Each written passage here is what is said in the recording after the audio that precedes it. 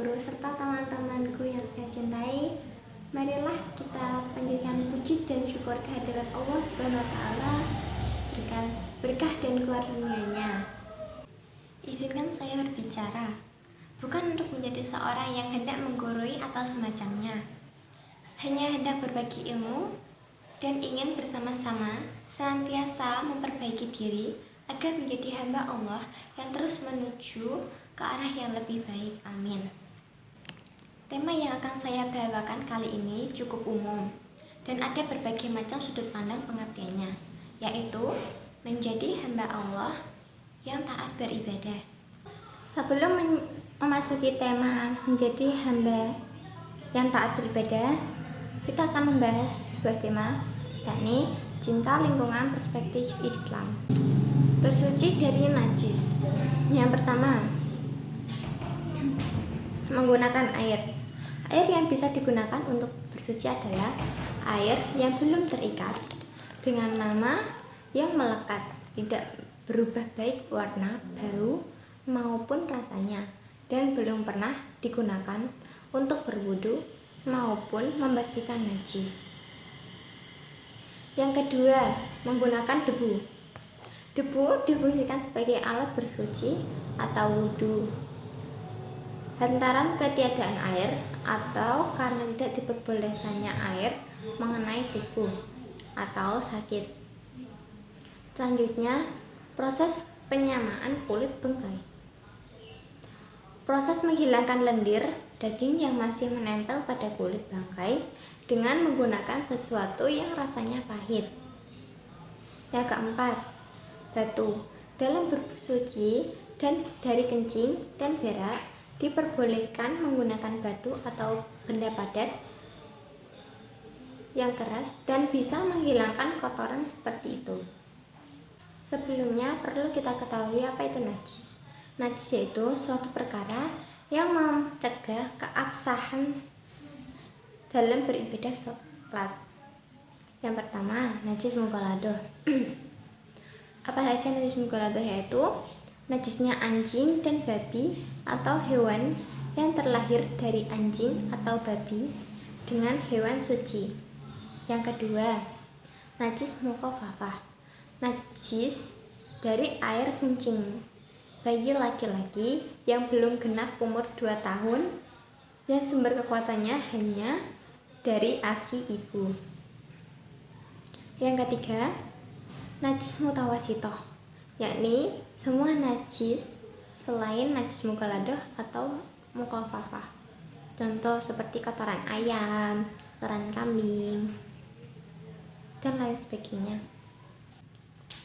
Cara mensucikan najis mughaladah, yakni dengan menghilangkan bentuk, rasa, dan warna najis tersebut terlebih dahulu. Setelah itu dicuci sebanyak 7 kali dan salah satunya menggunakan debu. Selanjutnya, cara mensucikan najis mukhafafah, yakni dengan menghilangkan bentuk dari najisnya dan kemudian minimal dicipratkan air menggunakan air mutlak. Selanjutnya, cara menghilangkan najis mutawasitoh, yaitu menghilangkan bentuk, rasa, warna dari najis tersebut, kemudian membasuhnya dengan air mutlak. Pembahasan dari cinta lingkungan perspektif Islam selanjutnya, yakni bersuci dari hadas kecil dengan wudu. Syarat wudu adalah yang pertama, Islam. Yang kedua, tamyiz. Yang ketiga, tidak dalam masa haid atau nifas. Dan yang terakhir, tidak adanya penghalang sampainya air ke anggota tubuh yang dibasuh. Fardunya wudu. 1. Niat. Wajib dilafalkan dalam hati bersamaan dengan membasuh wajah, dan sunnah dilafalkan di lisan. Yang kedua, membasuh seluruh wajah. 3. Membasuh seluruh tangan mulai dari ujung jari sampai siku-siku. Yang keempat, mengusap air di sebagian kepala. Yang kelima, membasuh telapak kaki sampai mata kaki. Yang terakhir, tatid. Hal yang membatalkan wudu. 1. Keluarnya cairan angin atau benda padat dari kemaluan dan dubur.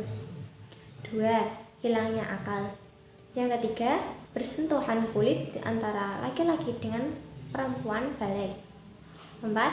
Menyentuh kemaluan atau dubur menggunakan telapak tangan tanpa adanya penghalang apapun.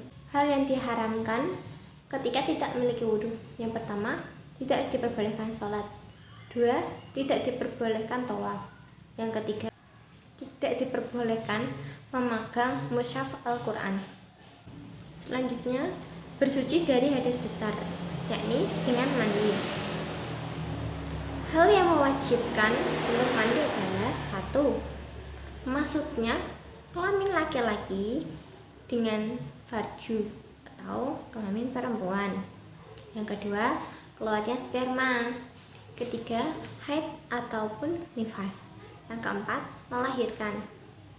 Ketentuan dalam mandi. Yang pertama, niat dilafalkan dalam hati. Yang kedua, mengalirnya air ke seluruh anggota tubuh.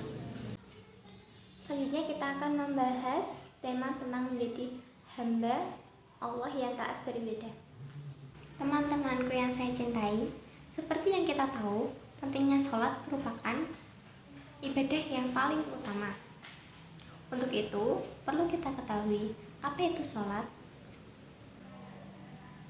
Seperti yang kita ketahui, sholat merupakan perbuatan dan ucapan yang diawali dengan niat bersama dengan takbir atau ihram dan diakhiri dengan salam. Akan tetapi, bukan hanya sekedar gerakan yang diawali dengan niat, tapi sholat juga memiliki syarat sah sholat. Sebelumnya, apa itu syarat sah sholat? Syarat sah sholat yaitu hal-hal yang membuat apabila syarat itu terpenuhi, maka sholat seorang itu tersebut akan diterima oleh Allah. Syarat sah sholat yang pertama yaitu 1. Islam. Syarat Islam adalah mengucapkan syahadat. Bagaimana kalimat syahadat itu? Asyhadu alla ilaha illallah wa asyhadu anna muhammadan rasulullah. Yang kedua, masuk waktu sholat. Apabila azan mulai berkumandang, bersegeralah mengambil air wudhu dan menunaikan ibadah sholat. Yang ketiga, menghadap kiblat. Yang keempat, suci dari hadas kecil maupun besar. Yang kelima, suci dari najis. Dan yang keenam, menutup aurat. Selain syarat sah sholat, sholat juga memiliki syarat wajib sholat. Apa itu syarat wajib sholat? Yaitu syarat yang mana jika terpenuhi, orang itu memiliki kewajiban untuk menunaikan ibadah sholat. Yang pertama, yaitu Islam. Yang kedua, baligh. Apa itu baligh? Baligh yaitu masa di mana seseorang telah memasuki masa pubertas. Yang ketiga, yaitu berakal.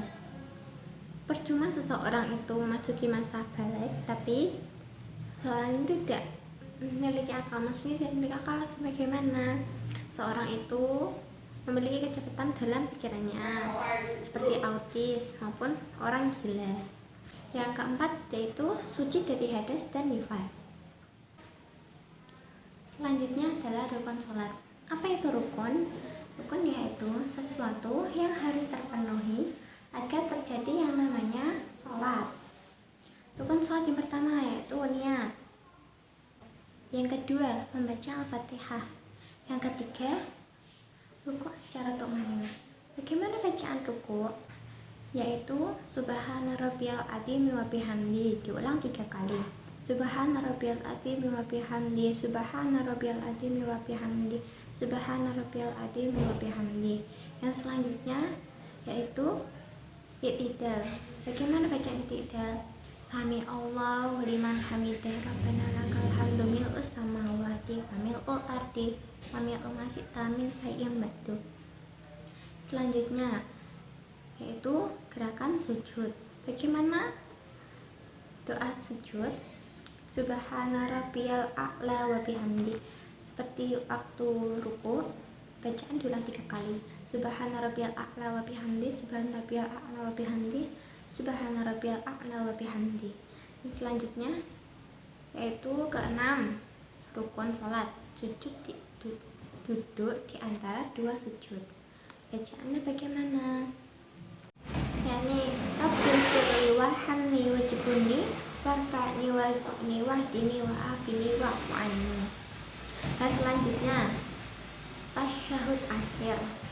Yang ke-8, membaca sholawat dan salam kepada Nabi. Yang ke-9, tartib. Apa itu tartib? Yaitu sesuai dengan urutan dari rukun sholat. Selanjutnya hal-hal yang membatalkan sholat. Yang pertama, niat membatalkan sholat. Yang kedua, ragu membatalkan atau meneruskan sholat. 3, makan sesuatu. Yang keempat, melakukan gerakan 3 kali lebih berturut-turut. 5, bicara yang bukan merupakan rukun sholat. Yang keenam, sengaja menambahi rukun. Yang ketujuh, melakukan hal yang membatalkan wudhu.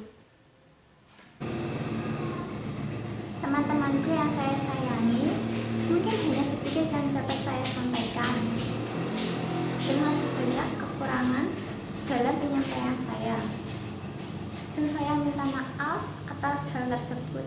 Sekian dari saya. Wassalamualaikum warahmatullahi wabarakatuh.